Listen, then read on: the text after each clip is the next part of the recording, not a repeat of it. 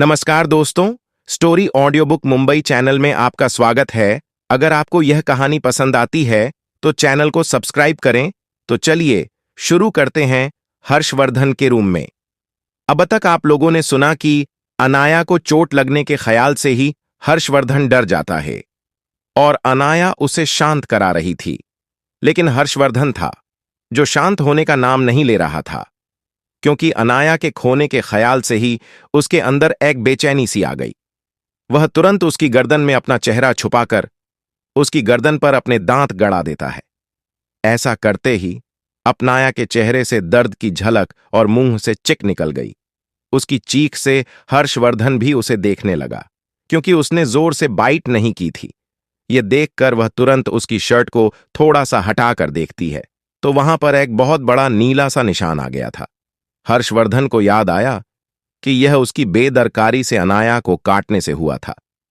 जब वह गुस्से में नीचे अनाया से रोमांस कर रहा था, उसे तुरंत वापस गिल्टी महसूस हुआ। वह अनाया प्यार से बोला, आई एम सॉरी। कैसे मैं इस बात पर ध्यान नहीं दिया कि तुम्हें पहले से चोट लगी थी हमारी वजह से। अनाया उसे शांत करते हुए बोली, कोई बात नहीं। फिर वह उसके चेहरे को अपने हाथों में पड़ते हुए बोली, तुम साथ हो जाओ हर्ष, मुझे कुछ नहीं होगा, और वैसे भी जब तक तुम हो तब तक मुझे कुछ नहीं हो सकता, तुमको मुझे प्रोटेक्ट करने के लिए। यह सुनकर हर्षवर्धन को एक प्राउड सी फीलिंग आई और अपने दिल में खुशी का एहसास हुआ, क्योंकि कोई उस पर इतना यकीन कर रहा था। हर्षवर्धन उसे बाहों में कसते हुए बोला, अब सो जाओ, काफी देर हो चुकी है, तुम्हें आराम की भी जरूरत है। इसीलिए वह भी सोने के लिए मान जाती है। सोने से पहले हर्षवर्धन अपने सेक्रेटरी रजत को कुछ मैसेज करता है, क्योंकि उसे अनाया से दूर करने का बिल्कुल भी दिल नहीं था। वह अपनी कोशिश करना चाहता था कि वह उसे बारे में कुछ इंफॉर्मेशन निकाल सके। इसलिए उसने अपने सेक्रेटरी रजत को इस बारे में पता करने को कहा था।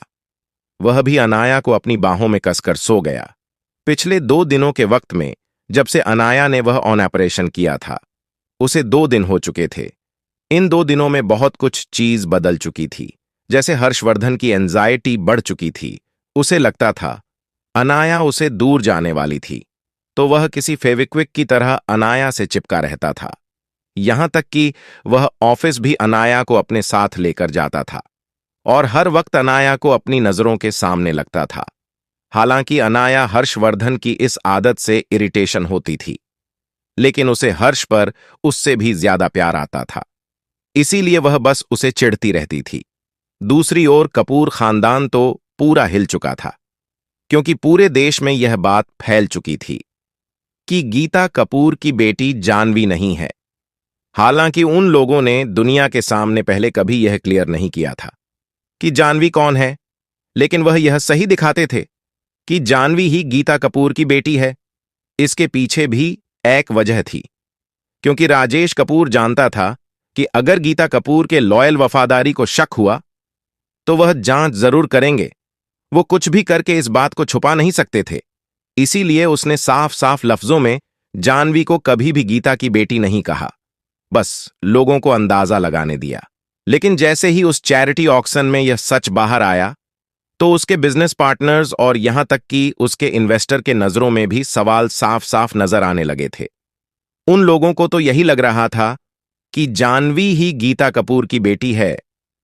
इसीलिए तो वह लोग राजेश कपूर को इतना मान सम्मान देते थे, क्योंकि उनके हिसाब से तो राजेश कपूर एक बहुत अच्छा पिता था, जिसने अपनी बीवी के जाने के बाद भी अपनी बेटी को इतने अच्छे से संभाल कर रखा था। लेकिन अब जो भी गीता कपूर के लिए सच में लॉयल थे, उन सबके दिल में राजेश कपूर की छवि बिगड़ चुकी थी और अब वह उनके लिए प्रॉब्लम क्रिएट कर रहे थे। राजेश कपूर भी जानता था कि अगर उसे यह सब कुछ ठीक करना है तो इसका सिर्फ एक ही इलाज है, और वह था अनाया। तो वह अनाया को वापस ले आए और लोगों का भरोसा जीते कि वह सही सलामत है, और उसने उसका बहुत ख्याल रखा। और अनाया भी उसके साइड पर सबकी ओर देखकर बात करे, या फिर वह यह साबित कर दे कि जानवी कपूर ही गीता कपूर की बेटी थी। लेकिन वह जानता था कि यह चीज आसान नहीं है। जाहिर सी बात थी कि गीता कपूर अपनी बेटी के लिए बहुत प्रोटेक्टिव थी। और अगर वह शक होने पर इतनी सारी प्लानिंग और इतनी डिफिकल्ट विल लिखवा सकती थी, तो उसने अपनी बेटी की पहचान साबित करने के लिए भी जरूर कुछ रखा होगा। लेकिन फिर भी मुझे चांस लेना चाहता था, इसीलिए तो उसने गीता कपूर के लॉयर को कांटेक्ट करने की कोशिश की, और पिछले कुछ दिनों से वह इसी चीज में लगा हुआ था। कपूर इंडस्ट्रीज की हालत भी कुछ खास ठीक नहीं थी। इंडस्ट्री में उसका नाम भी गिर चुका था। यहां तक कि रवीना कपूर तो उससे भी बुरी हालत में थी। जहां वह अपने जैसे बिजनेसमैन की बीवियों के सामने खुद को एलीट और एक अच्छे खानदान की बहू बताती थी, वहां सबको पता चल चुका था कि यह कोई अच्छी इंसान नहीं है, और हर कोई उसे नीचे नजरों से देखने लगे थे। यहां तक कि बड़ी बड़ी किटी पार्टी और कई सारी औरतों की पार्टियों में से उसे इनविटेशन आना बंद हो चुका था, और लगातार कपूर इंडस्ट्री के शेयर भी उथल पुथल हो चुके थे। इसकी वजह से राजेश कपूर भी घर जाकर उस पर गुस्सा उतरता था। वैसे इन सब के पीछे कौन था? वो उसके बातें जानने की कोशिश कर रहा था। क्या सच में इन सब के पीछे अनाया होगी, या फिर उसके प्यारे हब्बी का? अब तक आपने सुना कि कपूर इंडस्ट्रीज की हालात खराब हो चुकी थीं। हालांकि इन सब के पीछे एक सबसे बड़ा हाथ हर्षवर्धन का था, क्योंकि हर्षवर्धन उसे गुस्सा आ रहा था कि उन सब की वजह से उसकी छोटी सी बीवी को कितना सब कुछ फेस करना पड़ा है। इसीलिए उसने खुफिया सोर्स का इस्तेमाल करके कपूर इंडस्ट्री में उथल पुथल मचाई हुई थी, ताकि राजेश कपूर मजबूर हो जाए उसकी बीवी से माफी मांगने के लिए और अपनी गलतियों पर पछताए। हालांकि इस बारे में उसकी पहले वाली बीवी को पता नहीं था। वह तो बस उसकी अटेंशन को एंजॉय कर रही थी और हर रोज उसके साथ ऑफिस जाकर उसे परेशान करती थी। हालांकि अनाया की बिजनेस स्किल भी टॉप नॉच थी, क्योंकि वह उसने उसकी मां से इनहेरिट की थी। ऊपर से पिछले जन्म का अनुभव, क्योंकि उसको पता था पिछले जन्म में क्या क्या हुआ था, तो वह अक्सर हर्षवर्धन की बिजनेस में मदद भी करती थी, लेकिन उसके बदले वह पेनल्टी में हर्षवर्धन का वक्त मांगती थी। उन दोनों की ऐसे ही नोक झोंक भरी जिंदगी चल रही थी। 2 दिन बाद आधी रात को हर्षवर्धन का फोन बजता है। तकरीबन रात के 3 बज रहे थे। हर्षवर्धन और अनाया एक दूसरे की बाहों में गहरी नींद में सो रहे थे। इन दिनों में हर्षवर्धन को अनाया की नजदीकियों की वजह से काफी सुकून भरी नींद आती थी। वह पहले तो फोन नहीं उठाने वाला था, लेकिन फिर बार बार फोन बजने से वह डिस्टर्ब हो रहा है। उसने नींद में ही फोन उठाकर कान पर रखा। तभी सामने से उसे एक परेशान आवाज आई, सर, प्रॉब्लम हो गई है। और उसे इंसान ने कुछ कहा। उस इंसान की पूरी बात सुनकर तो हर्षवर्धन की नींद पूरी तरह से उड़ गई। वह परेशान आवाज में बोला, ठीक है, मैं आ रहा हूं। और उसने उसी तरह हड़बड़ाहट में अपने पास सो रही अनाया को जगाया। उसके गाल को सहलाते हुए बोला, बीवी उठ जाओ, इमरजेंसी आ चुकी है। अनाया जो नींद में थी, वह हर्षवर्धन की इतनी हड़बड़ाहट और परेशान आवाज सुनकर आंखें खोलते हुए पूछता है, क्या हुआ? तो हर्षवर्धन उसे खड़ा करते हुए बोला, तुम खड़ी हो जाओ, हरी अब बीवी, एक इमरजेंसी आ गई है। इतना बोलकर उसने कुछ कहा। उसकी बात सुनकर तो हर्षवर्धन से भी ज्यादा अनाया के चेहरे पर टेंशन के भाव आ गए। वह परेशान और एंजाइटी भरी आवाज में बोली, ठीक है, चलो हम चलते हैं। इतना बोलकर वह खड़ी हो गई, उसे उसी तरह बाहर जाते हुए देख। हर्षवर्धन बोला, बीवी, इस तरह से? क्योंकि अनाया ब्लैक शॉर्ट नाइटी पहनकर सो रही थी। ये देखकर अनाया परेशान होकर बोली, ठीक है, मुझे अंदर से एक जैकेट दे दो, मैं पहन लेती हूं। हर्षवर्धन उसे छोटी नजरों से घूरते हुए बोला, बिल्कुल नहीं, तुम ऐसे वैसे कपड़ों में बाहर नहीं जाओगी। हर्षवर्धन को इतनी क्रिटिकल सिचुएशन में भी बच्चों जैसी हरकत करता देख अनाया को गुस्सा आ गया। वह दांत पीस कर बोली, ठीक है, मैं बदल रही हूं। तब तक हर्षवर्धन भी कैजुअल कपड़े पहन चुका था। उसने शर्ट और पैंट पहना था। वहीं अनाया उसे बिल्कुल उलट कपड़े पहनकर खड़ी थी। उसने एक स्पोर्ट लोअर और उसी तरह हुडी वाली स्पोर्ट जैकेट पहनी थी। लेकिन हर परेशानी और जल्दबाजी में उसने इस बात पर ध्यान नहीं दिया कि यह जैकेट हर्षवर्धन की थी, जो उसके घुटनों तक आती थी। और उसे देखकर हर्षवर्धन उस पर हंसने लगा। इतनी क्रिटिकल सिचुएशन में हर्षवर्धन को हंसता देख अनाया उसे घूरते हुए आंखें छोटी करके बोली, अब क्या हुआ? अब क्यों रुके हुए हो? हर्षवर्धन उसे देखते हुए बोला, बीवी एक बार खुद को आईने में देखो।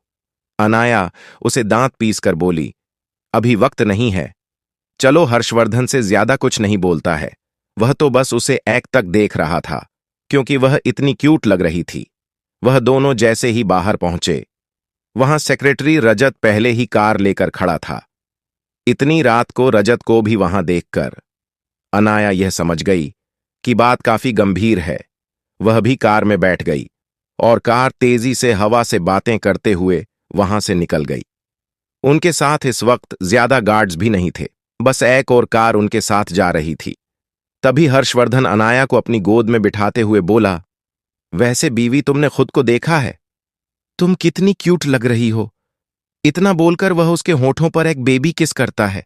इस सिचुएशन में हर्षवर्धन को ऐसी हरकत करता देख अनाया आंखें छोटी करके बोली, क्या मतलब है? इतना बोलकर वह नीचे देखते हुए बोली, ठीक तो लग रही हूं। लेकिन जैसे ही उसने अपने कपड़े देख, उसने अपने दांतों तले जीभ दबाते हुए सर पर हाथ मारकर बोली, ओह सीट, जल्दबाजी में मैं तो तुम्हारी टी शर्ट पहन के आ गई। वहीं उसकी इस क्यूट हरकत से हर्षवर्धन भी खिलखिलाकर हंसते हुए बोला, मैं तुम्हें यही समझ रहा था। तुम मेरी टी शर्ट में बहुत क्यूट और प्यारी लग रही हूं। मैं सोच रहा हूं घर पर भी तुम्हें मेरे ही कपड़े पहनाऊं। तुम किसी पांडा की तरह क्यूट लग रही हो, किसी क्यूट खरगोश जो खुद के ही फर की कोट में छुपी हुई हो। इतना बोलकर वह वापस उसकी होठों पर बच्चे किस कर लेता है। ये कहते हुए भी उसके चेहरे पर काफी एलिगेंट भाव और काफी ररौब नजर आ रहा था। अनाया उसे देखते हुए मन ही मन बोली, यह इंसान कभी हैंडसम होना नहीं छोड़ सकता और ना ही कभी फ्लर्ट करना छोड़ सकता है, किसी को भी अपनी ओर अट्रैक्ट कर सकता है। यह सोच वो उसमें कहीं खो गई। क्या प्रॉब्लम आई होगी जिसकी वजह से हर्षवर्धन और अनाया दोनों ही इतने परेशान हैं? जितेंद्र राणा के घर। अब तक आपने सुना कि हर्षवर्धन और अनाया राणा मैंशन पहुंच गए थे। वहीं जितेंद्र को पैनिक करता देख हर्षवर्धन उसे शांत करते हुए बोला, तुम चुप हो जाओ और खुद को रिलैक्स रखो, सब कुछ ठीक हो जाएगा। दूसरी ओर अनाया उनमें से किसी पर भी ध्यान दिए बिना तुरंत मल्हार राणा के कमरे की ओर बढ़ गई, जहां पर मल्हार राणा को रखा गया था, क्योंकि उसके पास जितेंद्र राणा को सहानुभूति देने का वक्त नहीं था। उसके लिए मल्हार राणा की जिंदगी काफी कीमती थी। उसे मल्हार राणा से कुछ जानकारी चाहिए थी और वह तभी हो सकता था जब वह जिंदा रहे। वह जैसे ही अंदर कमरे में जाती है तो उसकी नजरें वहां खड़े डॉक्टर पर पड़ती हैं। वहां पर देश के जाने माने एक्सपर्ट खड़े थे और वह लोग मल्हार राणा की हार्ट बीट नॉर्मल करने की कोशिश कर रहे थे और उन्हें दवाइयां देकर ट्रीट करने की कोशिश कर रही थी, लेकिन उसकी सिचुएशन कंट्रोल नहीं आ रही थी। तभी वही लेडी डॉक्टर जिसने कुछ दिन पहले अनाया को बेइज्जत किया था, वह आगे आते हुए सबकी ओर देखकर गहरी आवाज में बोली, हमें उनके ऊपर ओपन हार्ट सर्जरी करनी होगी। ओ, लगता है उस घटिया डॉक्टर ने उनकी सर्जरी करके उनके लिए और प्रॉब्लम क्रिएट कर दी है और जरूर सर्जरी में कोई प्रॉब्लम रह गई है जिसकी वजह से उनकी यह हालत हुई है। चलिए, ऑपरेशन की तैयारी कीजिए। ये कहते हुआ उसके चेहरे पर एक शैतानी भाव थे। तभी एक मास्क पहना हुआ डॉक्टर उस लेडी डॉक्टर को देखते हुए गंभीर आवाज में बोला, हम ऐसा नहीं कर सकते, क्योंकि पहले ही वह सर्जरी बहुत ज्यादा कॉम्प्लिकेटेड थी और उन्हें परफॉर्म करके मिस्टर राणा को जिंदा रखना ही बहुत मुश्किल था। उनकी हालत काफी स्टेबल थी। पता नहीं क्या हुआ कि अचानक ही उनकी हार्ट रेट चेंज हो गई और उनकी नर्वस सिस्टम में भी प्रॉब्लम नजर आने लगी। कुछ तो हुआ है, वह लेडी डॉक्टर प्राउड मुस्कान के साथ बोली। आप चिंता मत कीजिए, हम इन्हें बचाने की कोशिश तो कर सकते हैं। हम ऑपरेशन की तैयारी करते हैं। इतना बोलकर वह आगे बढ़ी और एक इंजेक्शन भरकर मल्हार राणा को देने ही वाली थी। तभी वहां पर एक गुस्सैल मगर रोबदार आवाज आई है, रुक जाओ। उस आवाज को सुनकर वह लेडी डॉक्टर पीछे मुड़कर देखती है तो वहां पर अनाया को देखकर उसकी आंखें छोटी हो गईं। हालांकि अनाया ने हुडी और मास्क पहना हुआ था, लेकिन फिर भी उसकी वह यूनिक समुद्र से भी गहरी आंखें कोई नहीं भूल सकता था। और उसे लेडी डॉक्टर ने भी उसे पहचान लिया। वह गुस्से में अनाया को देखकर बोली, तुम्हारी वजह से मिस्टर मल्हार की यह हालत हुई है। पता नहीं तुमने कैसा ऑपरेशन किया है कि उनकी यह हालत हो गई। अब हम उनकी जान बचाने की कोशिश कर रहे हैं, तो हमें वह भी नहीं करने दे रही हो। अनाया बिना भाव के गुस्से में बोली, तुम इसे जो इंजेक्शन दे रही हो वह उनकी हार्ट रेट स्टेबल करने की जगह और कॉम्प्लिकेटेड कर देगी, और बाद में इन्हें बचाना नामुमकिन हो जाएगा। यह सुनकर वह लेडी डॉक्टर गुस्से में बोली, क्या मतलब है तुम्हारा? तो अनाया उस इंजेक्शन को घूरते हुए बोली, तुम्हारे हाथ में जो इंजेक्शन है वह ब्लड सोर्स इंजेक्शन है, जिसकी मदद से शरीर में ब्लड की मात्रा बहुत तेजी से बहने लगती है। इस इंजेक्शन का इस्तेमाल छोटी मोटे ब्लॉकेज को क्लियर करने के लिए किया जाता है, लेकिन इनकी 2 दिन पहले ही सर्जरी हुई है। अगर यह इंजेक्शन इन्हें दिया गया और उनकी हार्ट बीट एकदम रुक जाएगी और उन्हें बचाना नामुमकिन हो जाएगा, और यह उनकी जान बचाना नहीं, इनडायरेक्टली उनकी जान लेना है। यह सुनकर सभी डॉक्टर आंखें फाड़े अनाया को देखने लगी, क्योंकि दूर से देखने से ही अनाया ने मल्हार राणा की पूरी कंडीशन बता रही थी। यहां तक कि यह भी बता दिया था कि उस इंजेक्शन के क्या साइड इफेक्ट होंगे। वह लेडी डॉक्टर गुस्से में उसे घूरते हुए बोली, बकवास करना बंद करो। तुम्हें बस बड़ी बड़ी बातें करना आता है, हमें उनकी जान बचाने दो।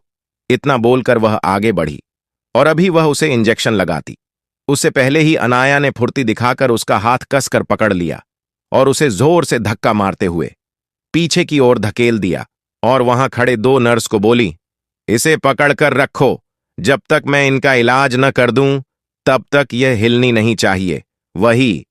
वह लेडी डॉक्टर को अपनी बेइज्जती और बर्दाश्त नहीं हुई, तो वह उन नर्स से छूटने की कोशिश करते हुए चिल्लाकर बोली, क्या कर रही हो? मैं तुम्हें छोड़ूंगी नहीं। तुम्हारी हिम्मत कैसे हुई मेरे रास्ते में आने की?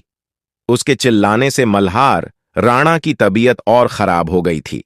आखिरकार उनकी सर्जरी कॉम्प्लिकेटेड थी और चिल्लाने से उनकी हार्ट रेट बढ़ रही थी। अनाया उस नर्स की ओर इशारा करके बोली, इसे बाहर ले जाओ और पकड़ के रखना, यह अंदर नहीं आनी चाहिए। इतना बोलकर वह वहां खड़ी सभी डॉक्टर की ओर देखकर दांत पीसकर बोली, क्या तुम लोग भी उसकी तरह बेवकूफ हो? दूर हटो उनसे।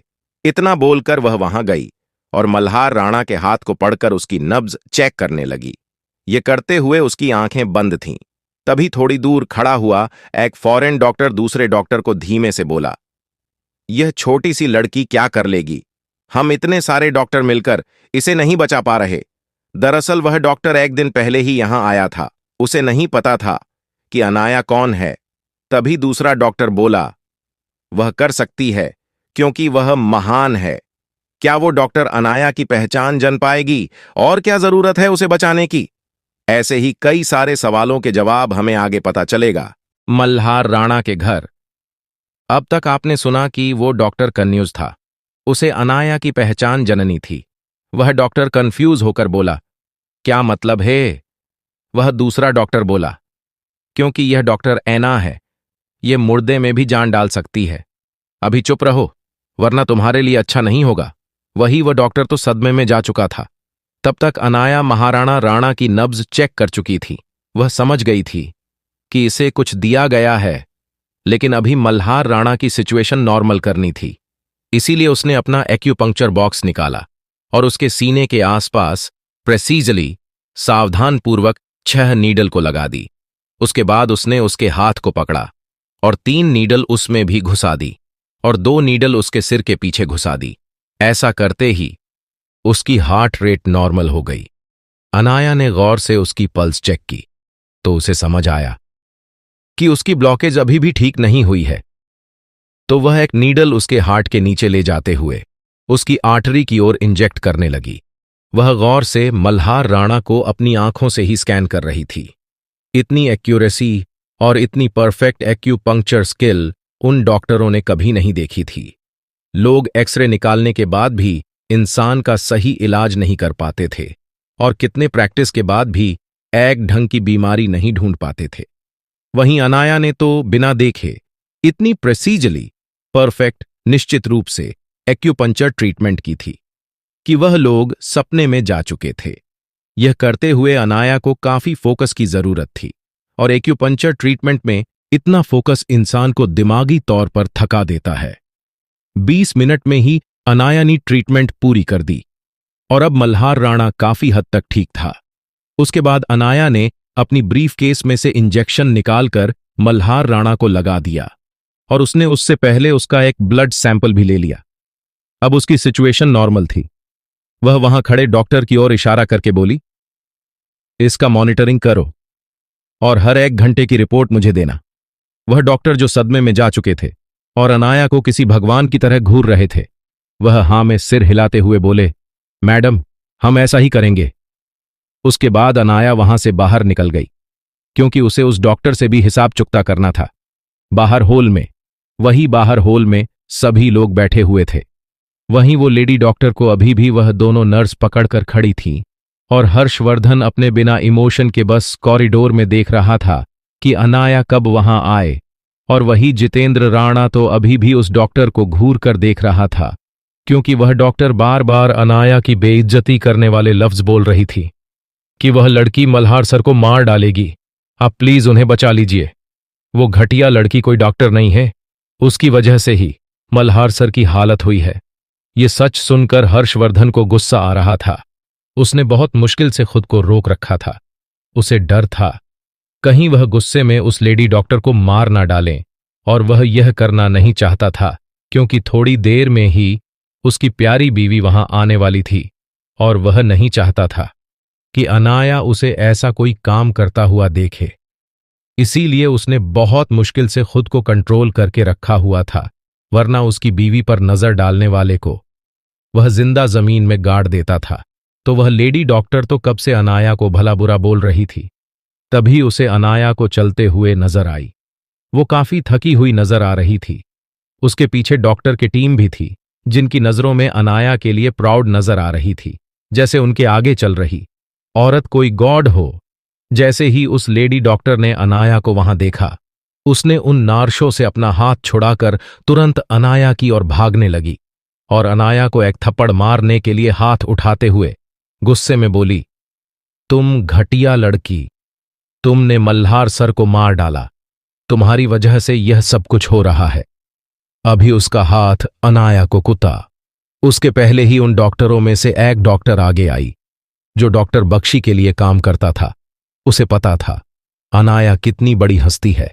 उसने तुरंत अनाया को बचाने के लिए खुद को आगे कर दिया। वह थप्पड़ जाकर उस डॉक्टर को लगा। वह थप्पड़ इतनी तेज का था कि पूरे हॉल में थप्पड़ की आवाज गूंज गई। तब तक हर्षवर्धन भी वहां पहुंच चुका था, क्योंकि हर्षवर्धन ने भी उस लेडी डॉक्टर की हरकत नोटिस कर ली थी। उससे तो गुस्सा आ रहा था और डर भी लग रहा था, कहीं अनाया को चोट न लग जाए। उसने तुरंत अनाया को खींचकर अपनी बाहों में कस लिया। अनाया पहले ही थकी हुई थी, तो हर्षवर्धन के हल्का सा खींचने से ही वह उसकी बाहों में जा गिरी और उससे लिपट गई। उसे गुस्सा आ रहा था और फ्रस्ट्रेशन भी महसूस हो रही थी, लेकिन उसमें इतनी ताकत नहीं थी कि वह कुछ बोले। उसे वही डॉक्टर जैसे अनाया को बचाने के लिए उसके आगे आ गया था। हर्षवर्धन उसे देखते हुए बोला, कौन हो तुम? वह डॉक्टर अपना सर झुकाकर बोला, आई एम सॉरी सर, मैं डॉक्टर बख्शी के लिए काम करता हूं। उन्होंने कहा था कि हम मेम का खास ख्याल रखें। हर्षवर्धन उसे देखते हुए बोला, ठीक है। हर्षवर्धन के यह 2 लफ्ज भी उस डॉक्टर के लिए काफी प्राउड से भरे थे। आखिरकार देश का इतना बड़ा बिजनेस टाइकून उसे शुक्र भरी नजर से देख रहा था, जैसे कह रहा हो, शुक्रिया इसे बचाने के लिए। वैसे उस डॉक्टर ने यह सब कुछ हर्षवर्धन के लिए नहीं किया था, उसे अपने बॉस की इंस्ट्रक्शन और अनाया की काबिलियत से प्रभावित होकर किया था। क्या अनाया उस नर्स का राज खोल देगी और किसने उसे भेजा है? जितेंद्र राणा के घर के हॉल में अब तक आपने सुना कि एक डॉक्टर अनाया की काबिलियत से प्रभावित होकर उसकी मदद करता है। उसकी नजर में अनाया एक गॉड्स की तरह थी, जो सबसे ऊपर थी, और उस लेडी डॉक्टर को अनाया को मारता देख उससे गुस्सा आ गया था। तब तक 2 गार्ड उस लेडी डॉक्टर को पकड़ भी चुके थे। तभी जितेंद्र राणा वहां आगे आते हुए परेशान होकर अनाया को देखकर पूछता है, क्या अब मेरे डैड ठीक है? उन्हें कुछ हुआ तो नहीं? फिर वह अपनी परेशान नजर वहां खड़े डॉक्टर पर डालता है। अनाया, जो पहले ही उसे लेडी डॉक्टर की वजह से फ्रस्ट्रेटेड हो चुकी थी, वह जितेंद्र राणा को कोई एक्सप्लेनेशन नहीं देना चाहती थी। इसलिए सामने खड़े डॉक्टर की ओर 2 उंगली से इशारा करती है, जैसे कह रही हो, इस एक्सप्लेन करो। इतना बोलकर वह सोफे की ओर हर्षवर्धन के साथ बढ़ गई। वह डॉक्टर भी अनाया का इशारा समझ गया, इसीलिए वह सिर झुकाकर बोला, सर, पेशेंट अभी खतरे से बाहर है। हालांकि उसकी एग्जिट सिचुएशन, अभी के हालात तो मैडम ही बता सकती है, लेकिन अभी उनकी जान खतरे में नहीं है। मैडम ने उन्हें ठीक कर दिया है अपनी एक्यूपंक्चर तकनीक की मदद से। यह सुनकर वहां खड़े लोग और सपने में जा चुके थे। उन्हें नहीं पता था कि अनाया को एक्यूपंक्चर ट्रीटमेंट भी आती है। हालांकि वह डॉक्टर ने लाइव देखा था, इसलिए वह ठीक थे, लेकिन बाहर जो डॉक्टर खड़े थे उन लोगों को तो सदमा ही लग चुका था। जितेंद्र राणा एक चैन की सांस लेता है। फिर वह अनाया को देखकर परेशान आवाज में पूछता है, वह कब तक ठीक होंगे? अनाया अलसाई आवाज में बोली, वह बहुत जल्द ठीक हो जाएगी, हालांकि उन्हें होश आने में देर लगेगी। तभी वह लेडी डॉक्टर अनाया का मजाक उड़ाते हुए हंसकर बोली, झूठ क्यों बोल रही हो? ऐसा बोल दो कि वह कोमा में जा चुके हैं और वह सब कुछ तुम्हारी वजह से हुआ। सबके सामने खुद को इतना महान क्यों दिखा रही हो? अब उन डॉक्टरों के बर्दाश्त से बाहर हो रहा था जो ऑपरेशन थिएटर में थे।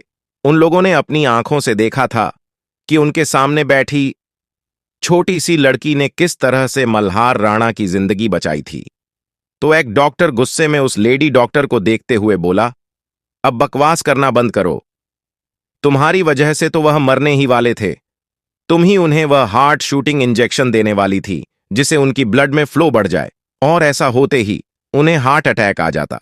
और तुम यहां खड़ी होकर इल्जाम डॉक्टर ऐना पर लगा रही हो। यह सुनकर वह लेडी डॉक्टर डर गई। वह जितेंद्र राणा की ओर देखकर बोली, प्लीज मुझे एक्सप्लेन करने का मौका दो। मैं ऐसा कुछ नहीं कर रही थी, ये सब लोग झूठ बोल रहे हैं। तभी जितेंद्र राणा की खतरनाक आवाज आई, सच सच बताओ, तुमने क्या किया है? वह लेडी डॉक्टर डरते हुए बोली, ये सब लोग झूठ बोल रहे हैं। उनकी तबीयत इस लड़की की वजह से ही खराब हुई है। इसी ने सब कुछ किया है। वह लेडी डॉक्टर इतनी बेवकूफ थी कि उसको यह भी समझ में नहीं आया कि वह इल्जाम दुनिया की जाने वाली डॉक्टर को लग रही है। उसके हिसाब से उसके सामने बैठी लड़की बस डॉक्टर ऐना होने का प्रिटेन दिखावा कर रही थी। सच में वह असली डॉक्टर ऐना नहीं थी, इसीलिए वह उसे पर इतनी घटिया इल्जाम लगा रही थी। जितेंद्र राणा को भी गुस्सा आ रहा था। तभी उनके कानों में एक गंभीर आवाज आई, किसके कहने पर तुमने यह सब कुछ किया? यह सुनकर सभी लोग कंफ्यूज होकर अनाया को देखने लगे। हर्षवर्धन भी उसके अपनी बाहों में कसते हुए परेशान आवाज में बोला, क्या हुआ ऐना? तुम ऐसा क्यों कह रही हो? अनाया हर्षवर्धन की ओर देखते हुए गंभीर आवाज में बोली, मुझे यह जानना है कि यह सब कुछ किसके कहने पर हुआ है। जितेंद्र राणा भी कंफ्यूज होकर पूछता है, मतलब क्या है तुम्हारे कहने का? अनाया तीखी नजरों से घूरते हुए अपनी आंखें छोटी करके बोली, वैसे तो तुम बड़े बड़े डिंग हाँकते हो। तुम्हें यह तक पता नहीं चला कि किसी ने तुम्हारी नाक के नीचे से तुम्हारा डेट को मारने की कोशिश की, और अभी भी तुम मुझसे सवाल कर रहे हो कि हुआ क्या है। यह सुनकर तो वहां पर हर तरह खड़े गॉड्स अलर्ट हो गए, और जितेंद्र राणा भी गुस्से में दांत पीसते हुए बोला, क्या कहना चाहती हो? किसने यह हिम्मत की, और बात क्या है? साफ साफ बताओ। हर्षवर्धन भी अब तक परेशान हो चुका था। वह अनाया को देखते हुए बोला, अना, साफ साफ बताओ। तो अनाया एक गहरी सांस लेकर बोली, मल्हार अंकल को किसी ने कोई दवा इंजेक्ट की थी जिसकी वजह से उनकी तबीयत खराब हुई। हालांकि मैं यह तो पता नहीं कर पाई कि कौन सी दवाई थी, वह तो उनके ब्लड की जांच के बाद ही पता चलेगा। लेकिन इतना जरूर पता है कि उसे दवा की खासियत यही है कि वह दवाई पेशेंट के हार्ट में ब्लॉकेज क्रिएट करता है और खास करके अभी अभी सर्जरी हुई इंसान के लिए यह दवाई काफी ज्यादा खतरनाक है। लेकिन इतना सब होने के बाद भी सर्जरी के बाद इन्हें बचाया जा सकता था, या फिर ट्रीटमेंट के बाद। लेकिन इस लेडी डॉक्टर ने उसे हार्ट शूटिंग इंजेक्शन देने की तैयारी की थी। उसके बाद कोई यह साबित नहीं कर पाता कि मल्हार राणा की किसी ने जान लेने की कोशिश की थी, क्योंकि पोस्टमार्टम में भी यही आता कि उनकी मौत हार्ट आर्टरी के ब्लॉकेज की वजह से उन्हें हार्ट अटैक आया है, और दवाइयां न बर्दाश्त करने की वजह से उनकी बॉडी कमजोर पड़ चुकी थी। तो उनकी मौत हो गई। किसने मल्हार राणा को मारने की कोशिश की होगी? और क्या अनाया जान पाएगी उस इंसान के बारे में जितेंद्र राणा के घर में?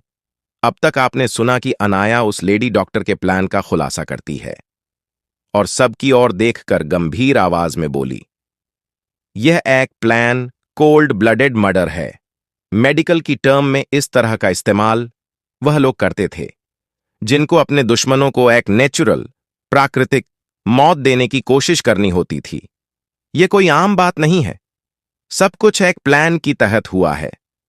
वही जैसे जैसे अपनी बात एक्सप्लेन कर रही थी, वहां खड़े लोगों की चेहरे पर रंग उड़ रहा था। सबसे ज्यादा तो वह लेडी डॉक्टर परेशान थी। उसे यकीन नहीं हो रहा था कि अनाया नब्ज चेक करके इतना सब कुछ पता कर लिया। और सबसे ज्यादा गुस्सा तो जितेंद्र राणा था, जो किसी खूंखार जानवर की तरह अनाया की बातें सुनते हुए गुस्से से पागल हो रहा था। वह अपने पिता से बहुत प्यार करता था। उसकी जिंदगी में उसकी खास अहमियत थी। अभी वह इतना ही बोली थी कि जितेंद्र राणा गुस्से में दांत पिसता हुआ उस लेडी डॉक्टर की ओर गया और पास में ही फ्रूट बास्केट में पड़ा हुआ एक चाकू उठाकर बेदर्दी से उस लेडी डॉक्टर के हाथ पर चला दिया, जिससे पानी की तरह खून उसके हाथ से बहने लगा। फिर वह अपने खतरनाक अंदाज में दांत पीसकर बोला, साफ साफ बताओ, किसके कहने पर यह सब कुछ किया? वह लेडी डॉक्टर जो कब से घमंड करके अनाया को भला बुरा कह रही थी और खुद पर प्राउड महसूस कर रही थी कि इतने सालों से मल्हार राणा की डॉक्टर होने की वजह से कोई उसे कुछ नहीं कर पाएगा। उसका सारा घमंड पानी में चला गया। वह रोते हुए अपना हाथ पकड़कर नमे सिर हिलाते हुए बोली, नहीं बॉस, ये सब कुछ वो लड़की कहानी बना रही है। मैंने कुछ नहीं किया। ये सब कुछ उसकी साजिश है। वो बिग बॉस को मार डालना चाहती थी। जितेंद्र राणा गुस्से से पागल हो रहा था। उसने उसका गला जोर से दबाते हुए दांत पीसकर बोला, तुमने मेरे डैड को मारने की कोशिश की और तुम्हें लगता है तुम बच भी जाओगे? यह देखकर अनाया नामे सिर हिलाते हुए हर्षवर्धन की ओर देखकर बोली, इसे रोको, वरना हम कुछ नहीं जान पाएंगे। वो अपने गुस्से में उस लेडी डॉक्टर को मार डालेगा।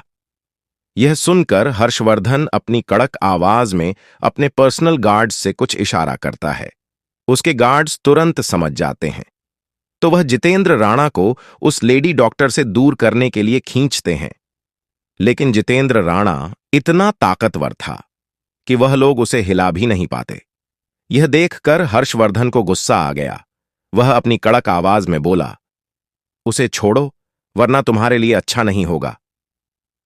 इस आवाज में इतना रुतबा था कि जितेंद्र राणा होश में आया और किसी सामान की तरह उस डॉक्टर को जमीन पर पटक दिया और अपनी फ्रस्ट्रेशन दबाने के लिए एक गन की सारी गोलियां हवा में चला दीं ताकि वह खुद को शांत कर सके। हर्षवर्धन उसे देखकर गंभीर आवाज में बोला, खुद के गुस्से पर काबू रखो। अगर यह मर गई तो हमें पता नहीं चलेगा कि इन सब के पीछे कौन था। तभी वहां पर एक डॉक्टर चलकर आया और सर झुकाकर एक कागज आगे बढ़ते हुए अनाया से बोला, डॉक्टर ऐना, यह वह रिपोर्ट है जो आपने मांगी थी। आपने जो ब्लड सैंपल दिया था उसमें लिक्विड ऑक्सीजन के साथ एक खास प्रकार का केमिकल था जिसको लिक्विड ऑक्सीजन पर परत की तरह चढ़ाकर रखा गया था। यह सुनकर अनाया की आंखें आश्चर्य से बड़ी हो गईं। वह कंफर्म, पक्का करने के लिए वापस पूछती है, क्या तुमने सही से चेक किया? वह डॉक्टर सर झुकाकर बोला, मैंने सही से चेक किया और यह चीज ढूंढने के लिए मुझे काफी मेहनत करनी पड़ी क्योंकि इसके ट्रेसेस बॉडी में नहीं रहते। अगर मैं आर्मी कैंप में ट्रेनिंग नहीं की होती और मैं वहां रहा नहीं होता तो मैं भी इसे पता नहीं कर पाता। यह सुनकर अनाया उसे देखकर बोली, ठीक है, तुम जाओ। उसके चेहरे पर इतने गंभीर भाव और परेशानी के भाव देखकर हर्षवर्धन उसे देखते हुए बोला, क्या हुआ है ना, साफ साफ बताओ। अनाया एक बार चारों ओर देखकर बोली, हम बाद में बात करते हैं। लेकिन हर्षवर्धन उसकी आंखों की गंभीरता देख चुके था। वो अनाया को लेकर एक कमरे की ओर बढ़ गया और जितेंद्र राणा की ओर देखा, जैसे उसे इशारा कर रहा हो। तुम भी मेरे साथ चलो। जितेंद्र राणा भी बिना कुछ सोचे हर्षवर्धन के पीछे जाने लगा। वह लोग जैसे ही कमरे में पहुंचे, हर्षवर्धन परेशान होकर पूछता है, क्या हुआ बीवी? साफ साफ बताओ। अनाया अपना मास्क हटाते हुए गंभीर आवाज में बोली, बात काफी सीरियस है।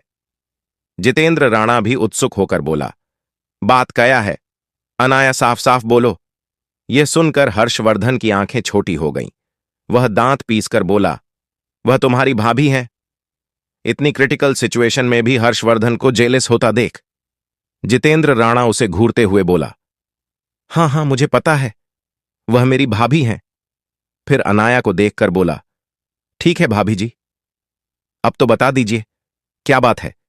अनाया इस तरह सीरियस आवाज में बोली, मल्हार अंकल को जिस तरह से मारने की कोशिश की गई है, ये तरीका खास करके मिलिट्री और स्पेशल इंटेलिजेंट फोर्स में इस्तेमाल करते हैं। बाहर की दुनिया में और अंडरवर्ल्ड में इस बारे में पता भी नहीं होगा। ये सुन जितेंद्र राणा को कंफ्यूजन हो रहा था, तो वो क्यूरियस होकर पूछता है, तुम साफ साफ बताओ, क्योंकि इस बारे में मुझे कुछ पता नहीं है। यह सुन अनाया गंभीर आवाज में बोली, इस तरीके में लिक्विड ऑक्सीजन को किसी वैक्स के साथ बंद करके शरीर में इंजेक्ट किया जाता है। जैसे ही वह ब्लड के साथ हार्ट तक पहुंचता है, उसके बाद वो दवाई का असर क्या होता है और इसके पीछे किसका हाथ है? क्या कोई इंटेलिजेंट एजेंसी के लोग मल्हार राणा के पीछे पड़े हैं? एक कमरे में 3 लोग बात कर रहे थे। अब तक आप लोगों ने सुना कि अनाया उस मर्डर के तरीके के बारे में बता रही थी और वो आगे बोली, जैसे ही वह वैक्स पिघल जाता है और वह लिक्विड ऑक्सीजन हार्ट की किसी आर्टरी में ब्लड सेल के साथ रिएक्ट करके बड़ा सा ब्लड ब्लॉकेज तैयार कर देता है, जिसकी वजह से इमरजेंसी में उसे पेशेंट को अथवा उस हेल्दी इंसान को हार्ट अटैक आ जाता है। इस तकनीक का इस्तेमाल करने से दुनिया का कोई भी इंसान यह साबित नहीं कर पाएगा कि उस इंसान का मर्डर हुआ है। यह नेचुरल हार्ट अटैक लगेगा, क्योंकि खून ऑक्सीजन की हाजिरी में जम जाता है। यह बात तो किसी 8वीं क्लास के इंसान को भी पता होती है, लेकिन किसी का मर्डर करने का यह तरीका काफी भयानक है। इसके लिए बहुत स्किल की जरूरत पड़ती है। कितनी मात्रा में वैक्स का इस्तेमाल करना है, जिसे पता चलेगा कि वो ऑक्सीजन कहां जाकर ब्लॉकेज करेगा। उसमें खास प्रकार के कुछ केमिकल का इस्तेमाल होता है ताकि ऑक्सीजन को लिक्विड फॉर्म में रखा जा सके, और कितनी मात्रा में कौन सी वेंस को ब्लॉक करने के लिए इस्तेमाल करना है, ये सब कुछ हाईली स्किल इंसान का दिमाग ही कर सकता है।